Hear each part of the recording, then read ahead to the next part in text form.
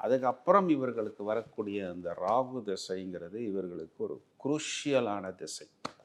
கிட்டத்தட்ட பார்த்தோம்னா, இந்த 40 வயது வரைக்கும் அந்த ராகு திசை இருக்கும்.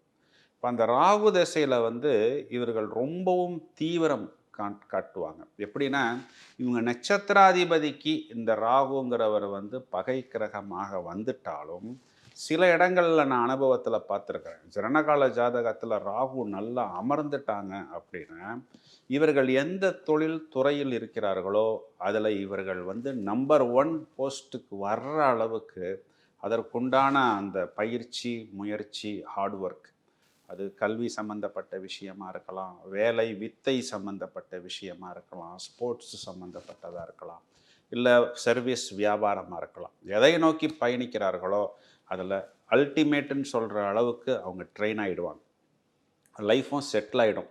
இல்ல ராகு நெகட்டிவா இருக்கு அப்படின்னா, நெறைய டிஸ்டர்பன்ஸஸு, ஃப்ரெண்ட்ஸு, லீகல் ப்ராப்ளம், கெட்ட பழக்கவழக்கங்கள், அதற்காக நம்ம வந்து ஃபைன் கட்ட வேண்டிய ஒரு சூழ்நிலை, தண்டனையை பெற வேண்டிய சூழ்நிலை, வெளிநாட்டில போய் பிரச்சனைகளை ஏன்னா இந்த ராகுங்கிறது இவங்கள நெறைய பேர வெளிநாட்டுக்கு கூட்டிட்டு போயிடும்.